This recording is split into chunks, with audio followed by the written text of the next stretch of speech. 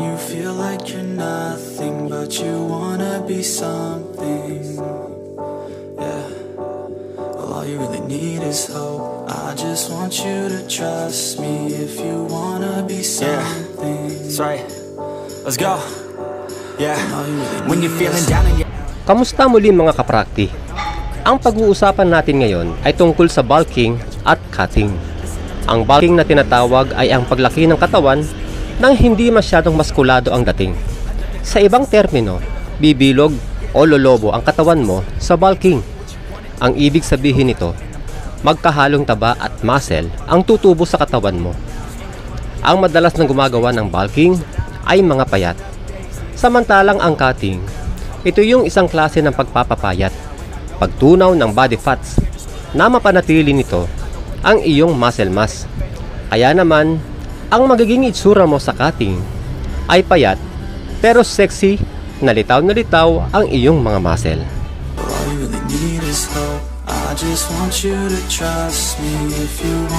Ang madalas na nagpapabulk ay mga payat o kahit hindi ka payat pero gusto mo pang lumaki o madagdagan ang muscle mo, pwede mong gawin ang bulking.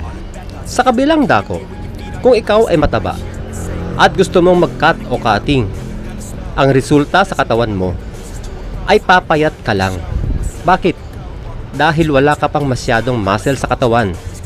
Kaya ang cutting ay nire-recommend lamang dun sa mga bulky na ang katawan na meron ng muscle mass, upang sa pag-cutting niya may lilitaw na mga muscle sa kanyang katawan.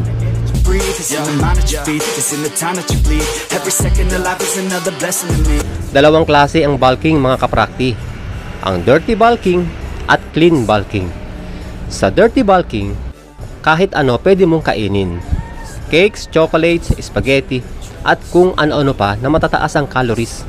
Samantalang sa clean bulking, pinipili mo ang bawat isusubo mo.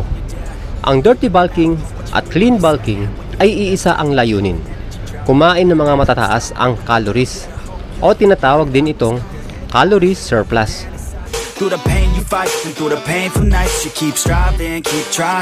Sa dirty bulking, dahil wala kang pakundangan kung kumain, mas malaki ang porsyento ng pagtubo ng taba sa iyong katawan.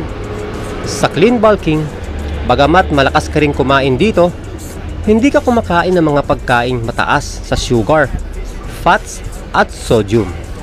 Sa kabila nito, tutubuan ka pa rin ng body fats, pero hindi kasing laki ng porsyento doon kagaya sa dirty bulking. That's right. Sometimes all we really need is... Sa bulking, gumagamit yung iba ng calorie calculator through online. Dito malalaman mo kung gaano karaming calories ang dapat mong idagdag sa iyong kinakain kada araw. Pero kung hindi kayo sanay sa ganitong calorie calculator, mag-experiment na lang kayo. At ganitong sistema rin ang ginagawa ko kapag ako ay nagpapabulk. Dagdagan nyo lang ang inyong kakainin kada araw. Halimbawa, kung dati hindi ka nagme-merienda sa hapon, ngayon, sa bulking, kumain ka dapat bago maghapunan.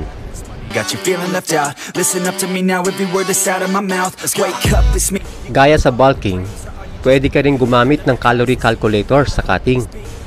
Muli, kung di ka sanay dyan, gawin mo yung experimental. Ibig sabihin, magbawas ka lang ng kakainin kada araw, o tinatawag din itong caloric deficit. Halimbawa, kung dati 1 cup of rice ang tanghalian mo, sa cutting, gawin mo na lamang itong half rice. Sa cutting, pinipili mo dapat ang bawat kakainin mo.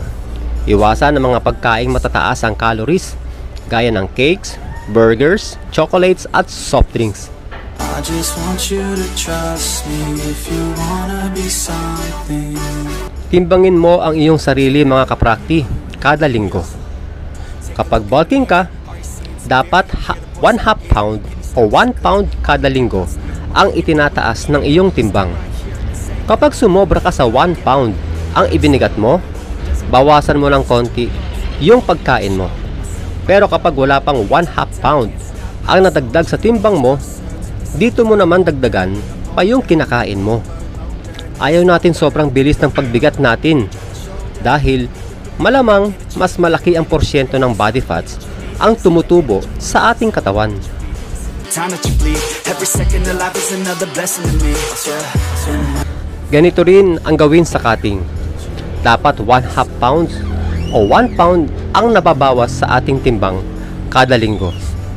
Kapag sumobra ka sa 1 pound ang nabawas sa'yo, dagdagan mo ng konti ang calories sa iyong kinakain.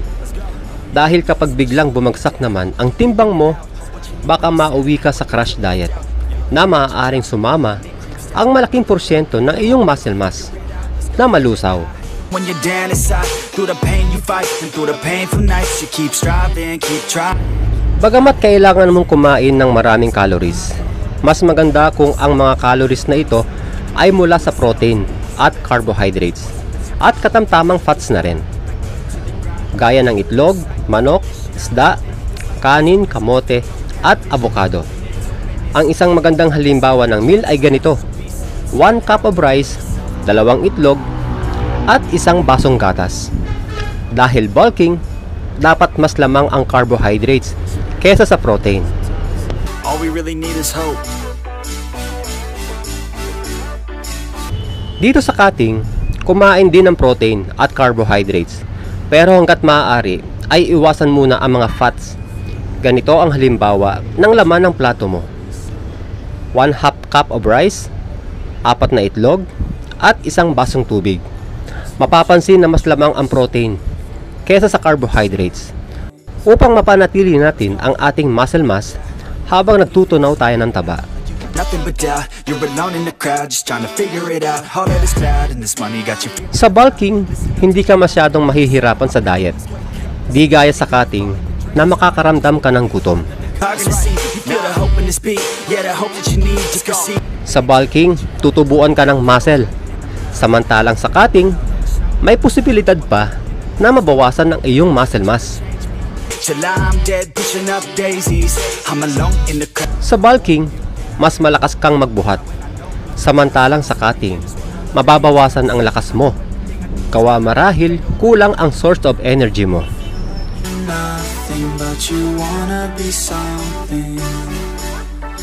Upang makamit mo ang body goal mo sa bulking at cutting, malaking tulong ang resistance training o pag-workout, kasama ng tamang pagkain at sapat na tulog. Hanggang sa muli mga kaprakti, God bless! Can you start to see clear? Are the bad thoughts near? Or can you be where your feet are when you stand right here and say no? I'm never gonna give up, I'm never gonna slow. The one that doesn't give up never loses to a foe. The one that could show to myself I could go all the way to the top, can't stop me. I'm a soldier, always closer till it's over. Older, but I'm bolder, moving